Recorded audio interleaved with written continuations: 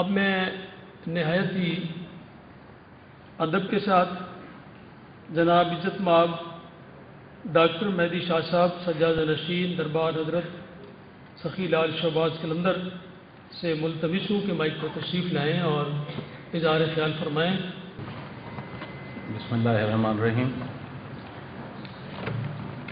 عزت مآب انتہائی قابل قدر صاحبزادہ سلطان محمد علی صاحب اور صاحبزادہ سلطان احمد علی صاحب اور انتہائی قابل قدر مہمانان گرامی اور میرے بھائیوں اور بہنوں، السلام علیکم۔ انتہائی ممنون ہوں کہ مجھے حکم فرمایا گیا اتنی عظیم سنگت میں آنے کا، اور اس کے بعد دوبارہ ممنون ہوں کہ موقع دیا گیا آپ بھائیوں سے تعارف ہونے کا۔ آپ کا زیادہ وقت نہیں لیں گے، دو چار باتیں عرض خدمت کروں گا۔ میں بحیثیت پاکستانی قوم ساری قوم میں ایک چیز محسوس کرتا ہوں، اگر ہلکے طریقے سے بات کی جائے تو سنا بھی ہے، دیکھا بھی ہے، جب بھی ہم اپنے ملک سے باہر جاتے ہیں تو انتہائی منظم ہو جاتے ہیں، گاڑی بھی صحیح طریقے سے چلاتے ہیں اور ان بدیسوں میں ان کے سب رولز اینڈ ریگولیشن کو فالو کرتے ہیں، اور چاہے کسی بھی مکتبہ فکر سے تعلق رکھتے ہوں، کسی بھی فقہا سے تعلق رکھتے ہوں، لیکن دوسرے ملکوں میں مل جل کے بیٹھتے ہیں۔ اب ہم سب جب اپنے ملک واپس آتے ہیں تو جانے ہمیں کیا ہو جاتا ہے، ہمیں ایک دم سے ہماری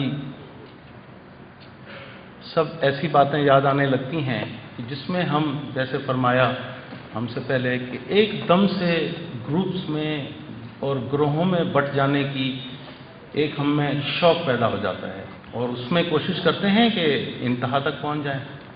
آزادی ملی، ایک انتہائی خوبصورت ملک ملا جس میں دنیا کی ہر سہولت موجود ہے، ہر نعمت موجود ہے۔ سوال یہ پیدا ہوتا ہے کہ ہم اپنی موجودہ چیزوں سے فائدہ کیوں نہیں اٹھا سکے۔ اگر ہم ہسٹری میں جاتے ہیں 1947 سے لے کے آج تک، تو ہمیں محسوس یہ ہوتا ہے کہ ہماری اپنے ملک کی اور قومی پالیسیاں کنسسٹنٹ نہیں رہیں، ایک جیسی نہیں رہیں، بڑے زور شور سے شروع ہوئیں اور بڑے ہی بہترین طریقے سے ختم بھی ہو گئیں یا بھلا دی گئیں۔ ہم میں پلاننگ کی کمی نہیں ہے، ہماری پلاننگ پہ جو 5 سالہ منصوبے بنے اس پہ دوسرے ملکوں نے ترقی کی اور وہ ہم سے بھی آگے نکل گئے۔ ایک بات ہمیں یاد رکھنی چاہیے ایز اے قوم کہ ہم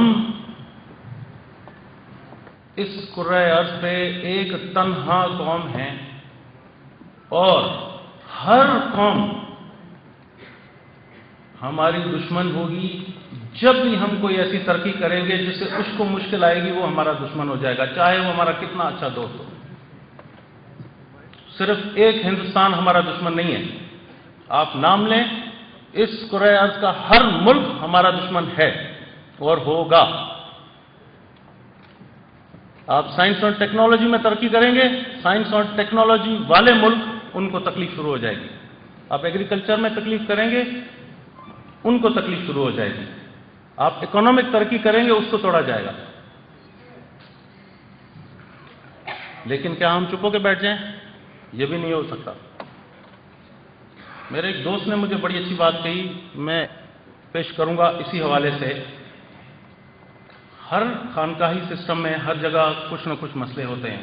ہمارے ساتھ بھی ہوئے. میرے والد صاحب کے بعد جب میرے پہ پگ آئی, ہمارے قریبی رشتہ داروں نے مشکلات کی اور مسئلے دیے. میرے دوست نے مجھے یہ کہا کہ شاہ صاحب تمہارے پاس دو راستے ہیں, یا تو تم ان سے لڑتے ہی رہو اور اس میں اپنا وقت ضائع کرو, یا تم اپنی پروگرس کی طرف لگے رہو, جو وہ تم پہ وار کریں اس وقت دیکھ لینا.